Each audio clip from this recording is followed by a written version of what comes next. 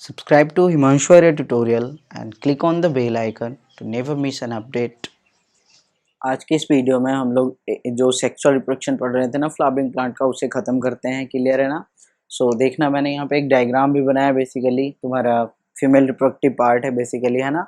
तुमने पिछले लेक्चर में पॉलिनेशन पढ़ लिया था ना, तो पॉलिनेशन पढ़ लिया था हम लोगों ने। अब देखो पॉलिनेशन के मैंने टाइप्स भी बता दिए थे। क्लियर है ना? पॉलिनेशन में एक पॉइंट रह गया था गलती से, है ना, उसे पहले लिख लो फिर इसे आगे बढ़ाते हैं, ठीक है। और एक चीज़ और, लेक्चर शुरू करने के पहले एक चीज़ बोल देता हूँ कि आज का जो लेक्चर है ना वो बेसिकली हमें समझने का है। सो आज सिर्फ और सिर्फ समझने पे फोकस करोगे, यानी आज शुरू के मैं 10-15 मिनट सिर्फ बोलूँगा। क्लियर है ना? आपको सिर्फ सुनना है, इसे स्किप नहीं करना है। ओके? क्योंकि अगर इसे स्किप करते हो और आगे जाके सिर्फ आप लिख लेते हो तो फिर आपको प्रॉब्लम होगा। क्लियर है ना? मैं लिखवा भी दूंगा सारी चीज़ों को, लेकिन सबसे पहली बात मैं फिर से बोल रहा हूँ कि आपको आज के लेक्चर में सिर्फ और मेनली फोकस करना है समझने पे। क्लियर है ना? नहीं तो बहुत सारी बातें फिर आपको समझ में नहीं आएगी और सिर्फ लिख लेने से कोई फायदा नहीं होगा। सो देखो, हाँ, कल का कुछ पॉइंट रह गया था ना, उसे लिख लो बेसिकली। एक्चुअली देखो, जो पॉलिनेशन करने वाले जो एजेंट्स होते हैं ना, यानी पॉलिनेटर्स जो होते हैं बेसिकली, उन एजेंट्स के बारे में लिखना है कि अगर मतलब पॉलिनेशन होता है मान लो वाटर से या एयर से या इंसेक्ट से या बर्ड से, तो उन सबको एक स्पेशल नाम दिया जाता है ना। और ये कभी कभी पूछ लिया जाता है हमें कंपटीशन में खास करके, तो इससे लिख लेंगे पॉइंट बना के, है ना। ये चल नहीं रहा है सही से, चलो इससे लिख देता हूँ। लिखोगे पॉलिनेशन बाय इंसेक्ट। अगर इंसेक्ट्स करवा रहा है पॉलिनेशन, मीन्स इंसेक्ट क्या कर रहा है, एक फ्लावर पे बैठ रहा है, उसके पॉलन ग्रेन्स उसके पैर वगैरह पे चिपक रहे हैं और फिर वो किसी दूसरे फ्लावर पे बैठ गया तो उसके फिर पॉलन ग्रेन्स उधर चले गए, तो पॉलिनेशन हो गया ना। सो इंसेक्ट ने करवाया। इंसेक्ट बेसिकली जैसे बटरफ्लाइज वगैरह कॉमन एग्जाम्पल, और सबसे मोस्ट कॉमन जो पॉलिनेटर है ना वो यही है। सबसे मोस्ट कॉमन जो एजेंट है वो यही है, इंसेक्ट ही है बेसिकली।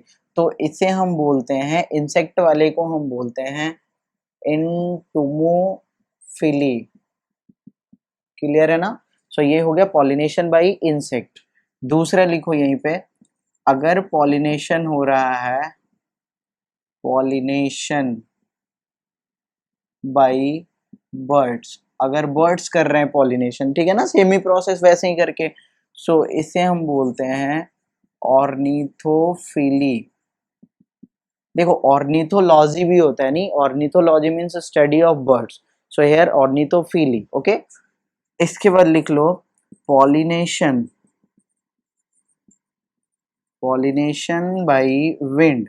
विंड समझते हो ना, moving air is called wind. तो कभी कभी हवा से भी, सब हवा से भी हो सकता है ना कि पॉलन ग्रेन उड़ के जाए और किसी दूसरे के स्टिग्मा पे बैठ जाए या उसी के स्टिग्मा पे। बेसिकली हम यहाँ पे ये नहीं बोल रहे कि सेल्फ पॉलिनेशन हो रहा है या क्रॉस पॉलिनेशन, सिंपली पॉलिनेशन हो रहा है, ठीक है ना। सो अगर विंड से पॉलिनेशन हो रहा है, so this is called anemophily. देखो एनीमोमीटर याद करो, anemometer basically speed of wind को मेजर करता है ना।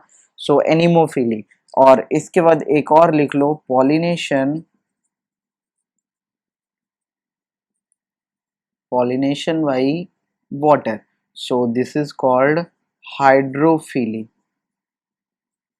तो हाइड्रो मीन्स वाटर, समझते ही हो। तो इन चारों पॉइंट्स को कल वाले लेक्चर में ही ऐड कर लेना, बेसिकली उसी मतलब नोट्स में ऐड कर लेना, लास्ट में नोट्स बना के लिख लोगे, ठीक है ना। Pollination by insect, entomophily, bird, ornithophily, wind, anemophily and water, hydrophily. Clear है ना? ये 4 पॉइंट्स लिख लोगे वहां पे। अब चलते हैं हम अपने आज के टॉपिक पे, दैट इज कि अब देखो हमने पॉलिनेशन करवा लिया था, तो पॉलिनेशन जैसे ही हो गया तो समझो, अब इस फिगर को देखो, पॉलिनेशन हो गया दैट मीन्स ये देखो स्टिग्मा है, ये स्टाइल है, ये ओवरी है, यहाँ तक तो क्लियर है ना। मैं किसी का नेमिंग यहाँ पे लिख नहीं रहा हूँ क्योंकि तुम्हें सारी चीजें पता है। अब हम बस अंदर के नेमिंग को करेंगे यहाँ पे, ठीक है ना। सो this is stigma, this is style and this is ovary. चलो लिख ही देता हूँ। स्टिग्मा हो गया, ये तुम्हारा स्टाइल हो गया, और ये तुम्हारा ओवरी हो गया, और एक साथ बोलेंगे तो पिस्टिल या कार्पेल हो गया। क्लियर है ना? अब देखो ध्यान से, पॉलिनेशन हो चुका है ना, क्योंकि पॉलिनेशन तुम पढ़ चुके हो, तो मतलब सीधा सा समझो पॉलिनेशन हो चुका है हमारे फ्लावर में। अब जब पॉलिनेशन हो गया तो देखो पॉलन ग्रेन्स आ चुके हैं ना स्टिग्मा पे। ये क्या है? तो ये सभी पॉलन ग्रेन्स हैं। ऊपर तो दिखेगा नहीं, चलो मैं सीधा लिखता हूँ।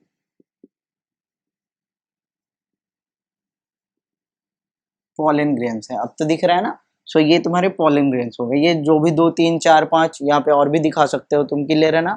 सो ये तुम्हारे पॉलन ग्रेन्स हो गए। अब देखो ध्यान से, जब पॉलन ग्रेन यहाँ आता है तो होता है पॉलन पिस्टिल इंटरेक्शन, यानी a type of chemical reactions take place, clear है ना। एक टाइप ऑफ केमिकल रिएक्शन होता है जिससे कि अपने वाले पॉलिन मतलब पॉलन ग्रेन को पहचाना जाता है कि इसी स्पेसीज, मान लो ये एक चाइना रोज का फीमेल पार्ट है, तो जो पॉलिनेशन आया वो भी चाइना रोज का ही है या किसी दूसरे फ्लावर का तो नहीं आ गया है। अगर दूसरे फ्लावर का आ गया तो पॉलन पिस्टिल इंटरेक्शन ही नहीं होगा, और पॉलन पिस्टिल इंटरेक्शन नहीं होगा तो उसके बाद ये जो ट्यूब देख रहे हो ऐसे जो बना है, क्लियर है ना, ये ट्यूब का फॉर्मेशन नहीं होगा, क्लियर है।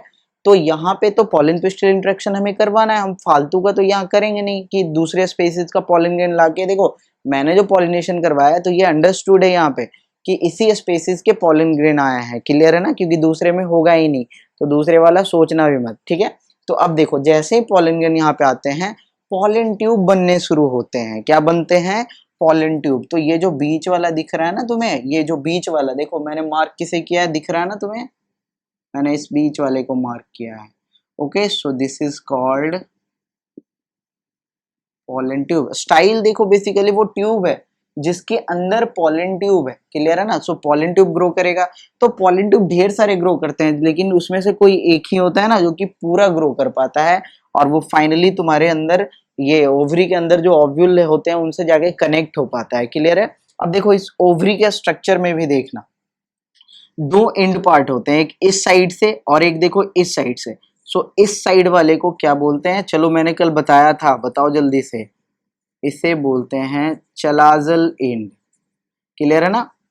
नाम से समझो, चला जा, इधर से एंट्री पॉलन ट्यूब की होगी तो नहीं, चलाजल एंड से एंट्री होगी पॉलन ग्रेन की तो नहीं, इसे याद रखना है, क्लियर है ना। सो एंट्री किधर से होगी, इस वाले एंड से, और इसे क्या बोलते हैं, तो इसे बोलते हैं माइक्रोपाइलर, है ना, एंड। कल भी मैंने शायद यही लिखा था ना, माइको लिख दिया था शायद, चलो कोई नहीं, माइक्रोपाइलर एंड बोलते हैं। तो इतना समझ में आ गया, नीचे का एंड हो गया माइक्रोपाइलर एंड, और ऊपर का क्या हो गया, चलाजल एंड हो गया। और इंटर कहाँ से करेगा पॉलन ट्यूब, तो माइक्रोपाइलर एंड से इंटर करेगा। अब देखो इसके अंदर का जरा स्ट्रक्चर, ठीक है, इसके अंदर के स्ट्रक्चर पे बेसिकली फोकस करना है हमें, ध्यान से समझना।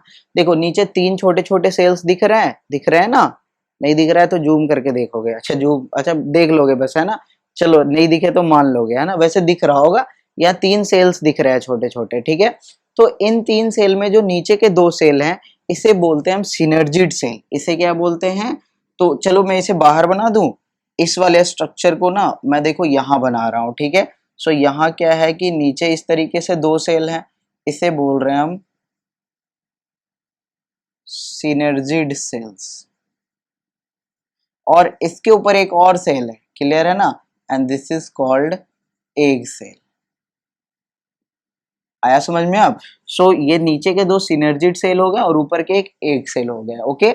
बीच का स्ट्रक्चर देखो दिख रहा होगा, बीच का स्ट्रक्चर तो क्लियर होगा ना, इसे हम बोलते हैं पोलर न्यूक्लियाई। बेसिकली एक सेल होते हैं जिसमें 2 न्यूक्लियस प्रेजेंट होते हैं, क्लियर है। So that's why we are using plural form of nucleus, that is nuclei, clear है ना।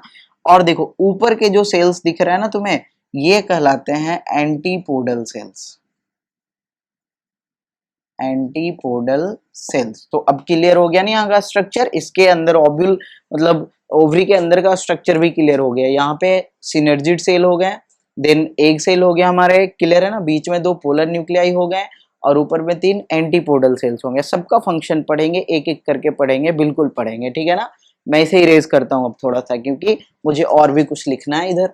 ये तो लिख लिए होगे ना, ये तो कब का लिख लिए होगे, नहीं, चलो देखते रहना, बिल्कुल आज सिर्फ समझना है, ठीक है। मैं लिखवा दूंगा लास्ट में, मैं फिर से बोल रहा हूँ, वैसे बार बार बोलने की जरूरत नहीं है ना।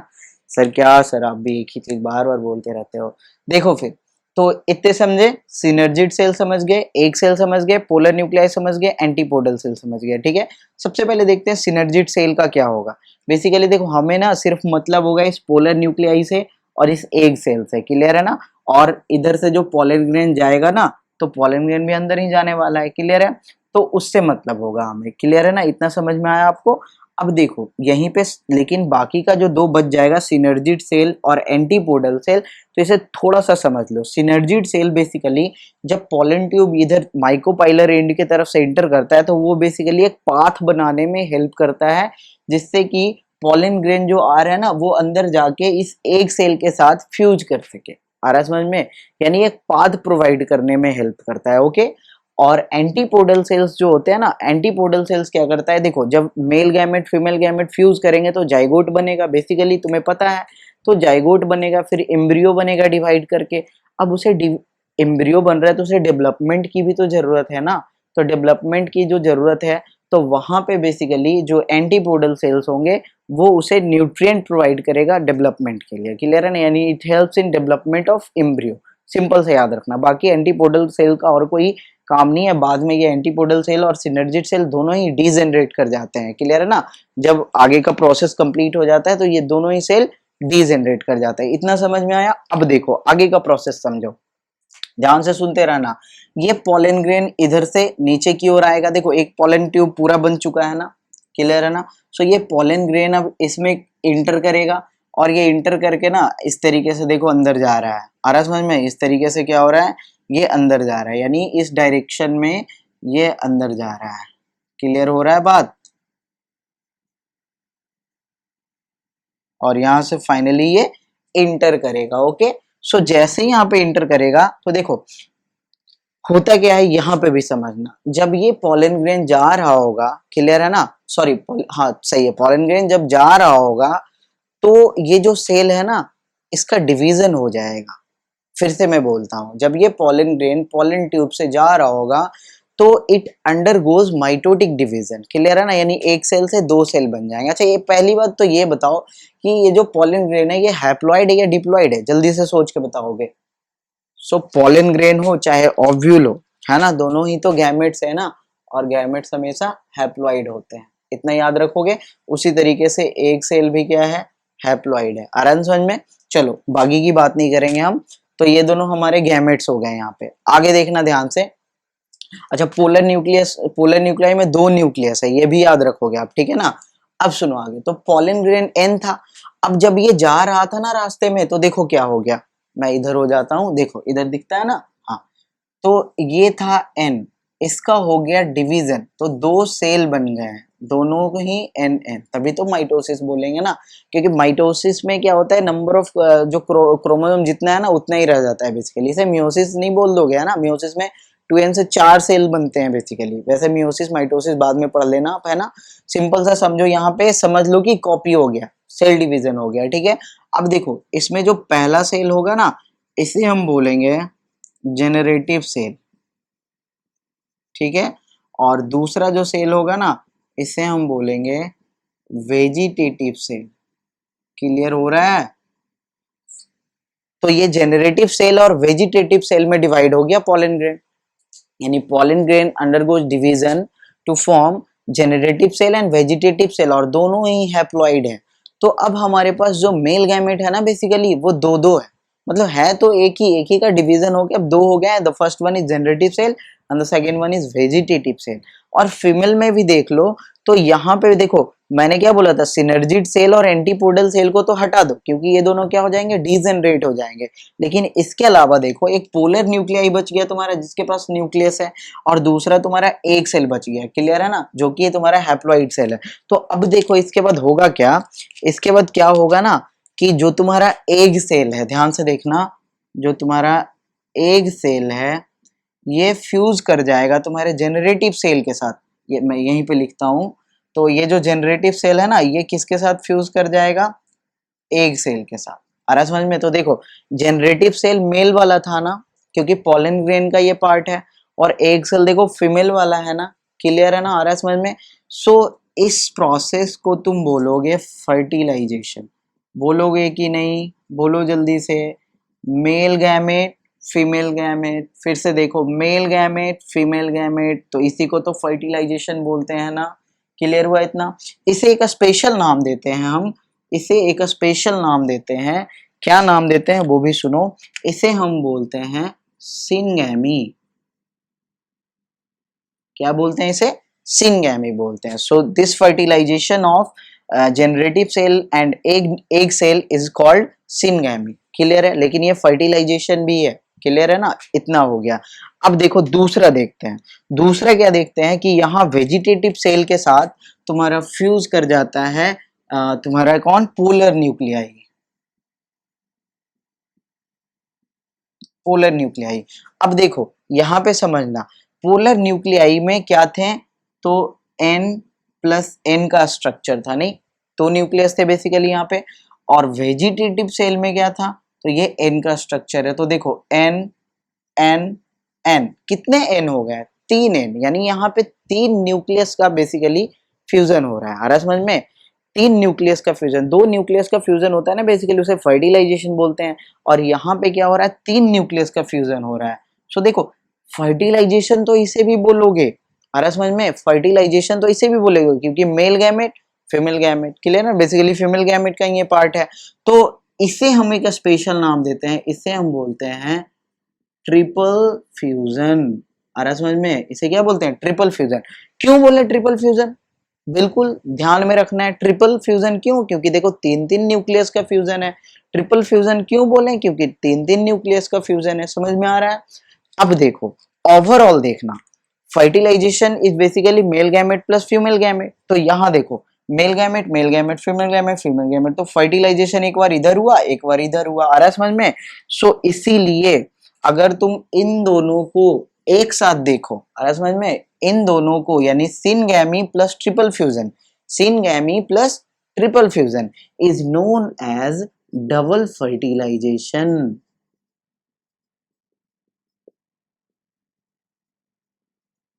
क्लियर है? सो सिनगैमी और ट्रिपल फ्यूजन को एक साथ ही हम क्या बोल देते हैं? डबल फर्टिलाइजेशन बोल देते हैं। तो देखो फिर से एक बार समझ लो, यही सब बेसिकली हमें इंपॉर्टेंट पॉइंट समझने हैं कि सिनगैमी क्या होता है, ट्रिपल फ्यूजन क्या होता है और डबल फर्टिलाइजेशन क्या होता है। यहीं से घूम फिर के क्वेश्चंस बनते रहते हैं, ठीक है ना? तो कंफ्यूज बिल्कुल नहीं होना। पोलर पॉलन ग्रेन जो था वो 2 में डिवाइड कर गया है, जनरेटिव सेल और वेजिटेटिव सेल में। जनरेटिव सेल एक सेल के साथ फ्यूज किया और इसने फर्टिलाइजेशन किया बेसिकली, है ना? और इसी को हम सिनगैमी बोल रहे हैं। ओके। और यहाँ पे जो वेजिटेटिव सेल था ये पोलर न्यूक्लियाई के साथ फर्टिलाइजेशन किया बेसिकली, जिसे हम ट्रिपल फ्यूजन बोल रहे हैं। तो फर्टिलाइजेशन ओवरऑल 2 बार हुआ। क्लियर है ना? Fertilisation takes place 2 time. The first when fusion of generative cell with egg cell occur and when the fusion of vegetative cell with polar nuclei occur.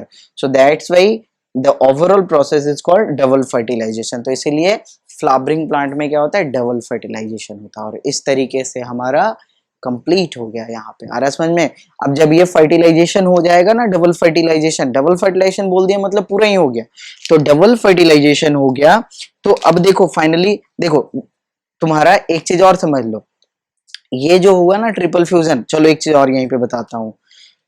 देखना ये जो सिनगैमी हुआ ना, ठीक है, ये जो सिनगैमी हुआ है, सो ये बनाएगा तुम्हारा जाइगोट। क्लियर है ना? ये क्या बनाएगा? जाइगोट बनाएगा। ओके। और जाइगोट फिर आगे जाके क्या बनाएगा बताओगे? एम्ब्रियो बनाएगा। क्या बनाएगा? एम्ब्रियो। दिख रहा है ना? और एम्ब्रियो से फिर आगे जाके क्या बनाएगा जरा बताओगे? सीड बनाएगा। आ रहा है समझ में? सो सिनगैमी जब होगा ना तो जाइगोट बनेगा, male gamete female gamete, zygote, then embryo, then seed. Clear है? अब देखो ट्रिपल फ्यूजन से क्या बनेगा, तो जरा इधर ध्यान देंगे। ट्रिपल फ्यूजन जब होगा ना तो इससे जो तुम्हारा बनेगा वो उसे बोलते हैं हम एंडोस्पर्म। इसे क्या बोलते हैं? एंडोस्पर्म। क्लियर है ना? अब एंडोस्पर्म क्या करेगा? तो एंडोस्पर्म बेसिकली याद रखना कि ये तुम्हारे जो ये एम्ब्रियो का जो डेवलपमेंट हो रहा है ना, इसके लिए तुम्हें न्यूट्रिएंट प्रोवाइड करेगा। आ रहा समझ में? इसके लिए क्या प्रोवाइड करेगा? तो न्यूट्रिएंट प्रोवाइड करेगा। कौन? तो एंडोस्पर्म। अब यहीं पे समझो, लेकिन समझो एंडोस्पर्म बनने के पहले, एंडोस्पर्म बनने के पहले भी तो न्यूट्रिएंट चाहिए था ना, and that is being provided by the, कहाँ गया? Antipodal cell. क्लियर है ना? सो सबसे पहले एंटीपोडल सेल थोड़े समय के लिए न्यूट्रिएंट प्रोवाइड करता है ताकि इधर जाइगोट एम्ब्रियो और एम्ब्रियो का डेवलपमेंट शुरू हो जाए। और फिर जब ये एंडोस्पर्म बन जाता है तो फिर आगे का प्रोसेस एंडोस्पर्म संभाल लेता है। क्योंकि ह्यूमन अभी पढ़ेंगे ना तो ह्यूमन में देखेंगे कि अटैचमेंट हो जाएगा। मदर्स बॉडी में, क्लियर है ना। लेकिन अटैचमेंट के पहले वहां भी न्यूट्रिएंट की जरूरत पड़ती है। अटैचमेंट के पहले जो न्यूट्रिएंट की जरूरत पड़ती है वो बेसिकली योल्क प्रोवाइड करता है, एग का जो योल्क होता है ना वो प्रोवाइड करता है। तो यहाँ पे तो योल्क वोल्क का कोई केस है नहीं, क्लियर है ना। सो यहाँ पे एंडोस्पर्म पहले प्रोवाइड करेगा, देन बाद में सॉरी पहले एंटीपोडल प्रोवाइड करेगा, देन बाद में एंडोस्पर्म प्रोवाइड करेगा, और फाइनली जब ये प्रोसेस कंप्लीट हो जाएगा तो क्या होगा वो समझो। तो क्या होगा, जो ओव्यूल थे, एक सेल को ओव्यूल बोलते हैं, एक सेल को क्या बोलते हैं, ओव्यूल बोलते हैं। तो ध्यान से देखोगे, फर्टिलाइजेशन के बाद कुछ इंपॉर्टेंट पॉइंट्स है ना। ओव्यूल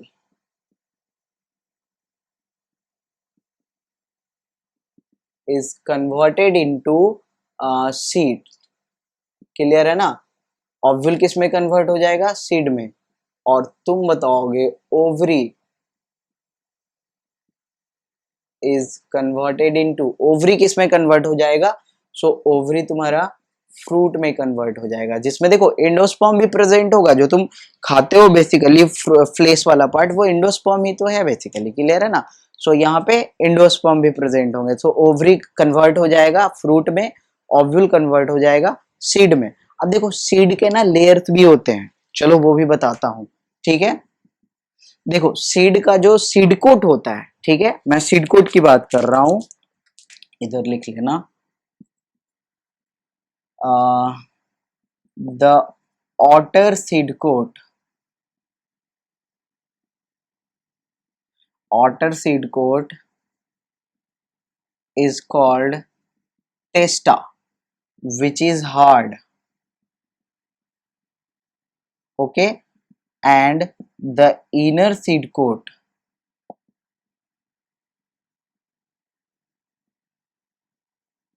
is called tegmen, जो क्या होता है, सॉफ्ट होता है, which is soft, okay. So outer seed coat को टेस्टा बोलेंगे जो कि क्या होता है, हार्ड होता है बेसिकली, और इनर सीड कोट को टेगमेन बोलेंगे जो कि सॉफ्ट होता है, इसे भी याद रखोगे। और एक चीज और क्या है, सीड, हाँ सीड के बेसिकली सीड में दो पार्ट्स होते हैं, एक तुम्हारा प्लूमूल होता है, दूसरा तुम्हारा रेडिकल होता है। तो प्लूमूल जो होता है ना वो तुम्हारा सूट सिस्टम बनाता है, और रेडिकल जो होता है वो तुम्हारा रूट सिस्टम बनाता है। तो कहीं जगह है, जगह जगह जगह इधर जगह है, चलो इधर ही लिख देता हूँ, चलो इधर लिख दूं। Seed has two parts, number one plumule, इसे क्या बोल दोगे, फ्यूचर सूट, क्लियर है ना। और दूसरा तुम्हारा है रेडिकल, इसे क्या बोल दोगे, तो फ्यूचर रूट, क्लियर है ना। सो इतना ही बस हमें पढ़ना था, ओके। जो भी था ना बस इतना ही, अगर तुम इतना समझ गया ना तो आगे अब देखने की जरूरत है नहीं, बस वीडियो को एकदम लास्ट में ले जाओ और जो कुछ भी लिखवाया हुआ है ना बस उसे उतार लो, ठीक है। या फिर क्या करो, इसे नोट करो आप, और फिर मैं क्या करता हूँ एक बार जल्दी से लिख देता हूँ पहले, और उसको बस एक बार एक्सप्लेन कर दूंगा। बेसिकली मुझे कुछ फालतू चीजें लिखनी ही नहीं है। आप उससे अच्छा क्या है ना कि इसी को अगर नहीं समझ में आया तो दूसरी बार प्ले करके आप देख लोगे, ठीक है ना।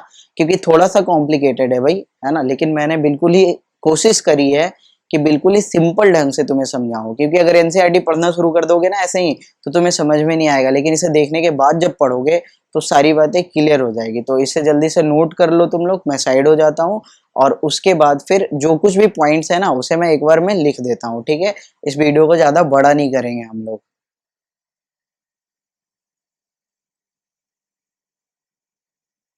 तो चलो इसे इरेज कर देता हूं मैं।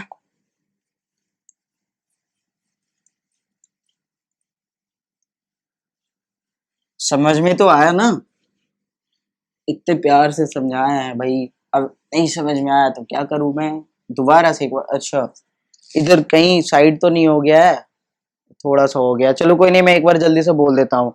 Seed has two parts, the first is plumule future shoot, ठीक है ना, जो सूट सिस्टम बनाएगा। The second is radicle which is future root, जो रूट सिस्टम बनाएगा, ठीक है ना। चलो अब तो क्लियर हो गया होगा, कोई नहीं, हो जाता है, ध्यान नहीं देता ना कभी कभी तो बोर्ड से बाहर चला जाता है, ठीक है। एक्चुअली पूरा बोर्ड कवर होता भी नहीं है यहाँ पे, इसलिए कोई नहीं, तो देखोगे यहाँ पे मैंने सारी पॉइंट्स लिख दिया है, यहाँ पे क्लियर है ना, सारी पॉइंट्स लिख दिए मैंने फर्टिलाइजेशन इन फ्लावरिंग प्लांट्स के, क्लियर है, जो कि तुम्हें ऑलरेडी पता है, बस एक बार साथ में देखो, ठीक है। जो कुछ भी नहीं दिख रहा होगा मैं बोल ही रहा हूँ, बेसिकली तुम्हें सुन के भी लिख लेना है, तो देखते चलोगे साथ में। देखो हो क्या रहा है, तुम्हें पिछला प्रोसेस भी याद करना है जो अभी अभी सीखे हो, क्लियर है ना। After reaching the stigma, pollination हो गया तो स्टिग्मा पे पहुंच गया है कौन, pollen grain. After reaching the stigma pollen tubes are develop, तो पॉलन ग्रेन जैसे वहां पे पहुंचते हैं तो पॉलन पिस्टिल इंटरेक्शन होता है और पॉलन ट्यूब बनता है, तो pollen tubes are develop due to pollen pistil interaction, clear है ना। इसके बाद देखते हैं this pollen tube grows through the style, वो स्टाइल से नीचे की ओर ग्रो करता है, and reaches the ovary, ovary तक पहुंचता है through the micropylar end, micropylar end नीचे वाला एंड, क्लियर है ना, नीचे से एंट्री मारता है, आ रहा समझ में। ऊपर चलाजल एंड पे तो एंट्री होने दिया नहीं इसने, क्योंकि चलाजल नाम ही है, चला जाए यहाँ से, है ना, इस टाइप से, वैसे वो रीजन नहीं है, क्लियर है ना। आगे देखो the pollen grain contain two male gamete, यहाँ देखो मैंने डायरेक्टली लिख दिया है क्योंकि उसका फॉर्मेशन हमें पढ़ना नहीं है, क्लियर है ना। So pollen grain contain two male gamete that is vegetative and generative which are released into the ovary, ये दोनों को ओवरी में जाके रिलीज कर दिया जाएगा क्योंकि पॉलन ट्यूब से आ रहा है ना नीचे, ओके। अब देखो यहाँ पे दो process, inside the ovary the generative cell of pollen grain fuses with the ovule और एग सेल, तो देखो ये जनरेटिव सेल N है, एग सेल भी N है, to form zygote that is 2N, clear है ना। अब देखो this fusion of generative cell with ovule is called syngamy, पता है तुम्हें। The zygote so formed then grows into embryo, embryo में ग्रो करेगा, देखो जाइगोट जैसे डिवाइड होगा एम्ब्रियो ही ना बनेगा basically, and finally into seed, यही सीड में कन्वर्ट हो जाएगा। द वेजी, तो यहीं पे देख लो ना, ओव्यूल जो था, ओव्यूल ही तो कन्वर्ट हो गया ना सीड में, ओव्यूल किस में कन्वर्ट हो गया, सीड में, तो वो भी पॉइंट तुमने लिखा है already. The vegetative cell of pollen grain fuses with polar nuclei, polar nuclei में दो न्यूक्लियस है, याद करो, टू फॉर्म इंडोस्पर्म, और इंडोस्पर्म क्या होता है, 3N होता है, 3N means triploid, zygote diploid होते हैं और ये इंडोस्पर्म ट्रिप्लॉइड होते हैं, चाहो तो लिख लो। 2N का मतलब क्या है, 2N का मतलब है डिप्लॉइड, और 3N का मतलब क्या है, तो 3N का मतलब है ट्रिप्लॉइड, ऐसे ही टेट्राप्लॉइड भी होता है ना। सो बाद में कभी सुनोगे। ये हो गया this fusion of vegetative cell with polar nuclei is called triple fusion, क्योंकि यहाँ पे 3 न्यूक्लियस का फ्यूजन हो रहा है। आगे देखना, the main function of endosperm is to provide nutrition to the developing embryo, embryo जो डेवलप कर रहा है ना आगे, जो सीड बनेगा फाइनली, उसे न्यूट्रिशन प्रोवाइड करता है, कौन प्रोवाइड करता है, तो तुम्हारा एंडोस्पर्म, क्लियर है ना। इतना जल्दी से नोट करो, फिर बस लास्ट पॉइंट यानी डबल फर्टिलाइजेशन लिखते हैं और उसके बाद इसको खत्म करते हैं। तो इतना हो गया होगा, अब मैं इसे इरेज कर देता हूँ, ठीक है ना, बातें क्लियर हो गई है ना।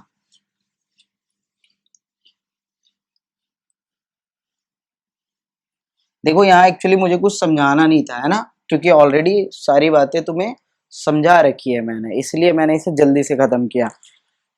अब क्या है, एक डबल फर्टिलाइजेशन ही तो बचा है, तो लिख लो उसे, नोट बना के लिख लो, नोट बना के लिख लो double fertilisation.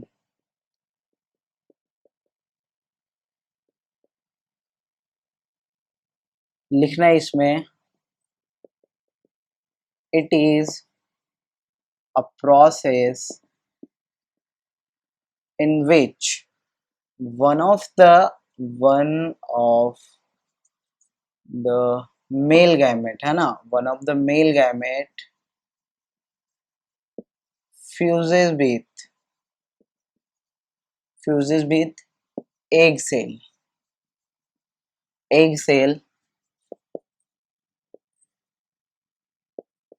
to form zygote, and the other male gamete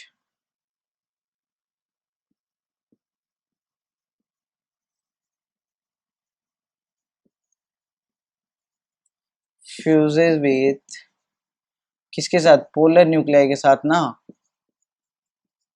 polar nuclei, to form endosperm, clear है। इसी को हम क्या बोलते हैं, डबल फर्टिलाइजेशन बोलते हैं, ओके। इतना समझ गए, बाकी बातें मैंने बता रखी है, चाहो तो दोबारा से लिख लो, after fertilisation,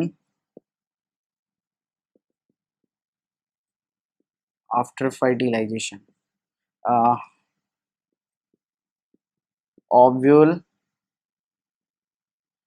is converted into, है ना, ovule is converted into seed, ovary is converted into fruit. Clear है ना।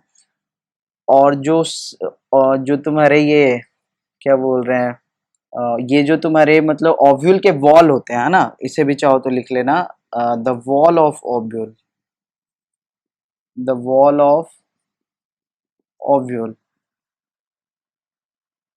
Is converted into seed coat. यही तुम्हारा बेसिकली सीड कोट बनता है, ये मैंने उस टाइम बतलाया नहीं था, है ना। वॉल बनता है बेसिकली, ठीक है। अब इस सीड कोट में भी देखो दो थे ना, ऑटर वाला जो होता है वो हार्ड होता है and this is called टेस्टा, inner वाला होता है वो सॉफ्ट होता है and this is called tegmen. Clear है ना। सो ये बातें हो गई।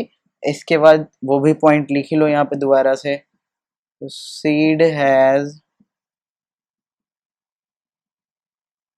Following parts. वहां भी शायद मैंने एक पार्ट नहीं लिखवाया था, कोटेलेडोन शायद नहीं लिखवाया था ना, चलो कोई नहीं, दोबारा से लिख लो यहाँ पे। So first is cotyledon, important point ही छूट गया था नहीं। कोटेलेडोन क्या है बेसिकली, वो जो स्ट्रक्चर्स होते हैं ना दो, मोनोकोट डाइकोट समझते हो ना, मोनोकोट में सिंगल कोटेलेडोन, डाइकोट में डबल कोटेलेडोन, ये क्या करता है, स्टोर करता है बेसिकली, स्टोर्स न्यूट्रिएंट्स, जो कि बेसिकली जब सीड जर्मिनेट करेगा ना तो न्यूट्रिशन प्रोवाइड करेगा उस टाइम। दूसरा बाकी तो वही था ना, दूसरा था तुम्हारा प्लुगमुल, जिसे क्या बोलते हो, फ्यूचर। चलो आगे सोचना तुम फ्यूचर क्या बोलते हैं, और मैं लिखता हूँ रेडिकल, रेडिकल इसे बोलते हैं फ्यूचर रूट, और इसे बोलते हैं फ्यूचर सूट। भूल जाओगे तो देखो आर फॉर रूट, है ना, रेडिकल मीन्स रूट, तो एक तुम्हारा ऑलरेडी सूट बन जाएगा। तो बस इतनी सी ही बातें हमें पढ़नी थी, और यहाँ इसी के साथ हमारा sexual reproduction in flowering plant यानी कि तुम्हारा तीसरा टॉपिक भी खत्म हुआ। देखो मैंने पहले ही बोला था ना, बस कंट्रोल कोऑर्डिनेशन तक पढ़ लो मजे में, है ना, आराम से पढ़ो, बिल्कुल डिटेल में पढ़ो। उसके बाद तो लेक्चर ऐसे निकलेगा ना कि तुम्हें पता भी नहीं चलेगा। देखो 6-7 वीडियो ही हुए होंगे शायद, और हमारा ये लगभग चैप्टर खत्म है। नहीं वैसे अभी बहुत सी बातें बची हुई है ना, इंपॉर्टेंट पॉइंट तो अभी बचा हुए है ना, जिसका इंतजार कर रहे थे इतने दिनों से, सेक्सुअल रिप्रोडक्शन इन ह्यूमन, वो हम देखेंगे नेक्स्ट वीडियो से देखेंगे, ठीक है ना। तो चलो आज के लिए इतना ही, फिर मिलते हैं अब नेक्स्ट डे। इसे नोट कर लोगे तो फिर बाय, टेक केयर।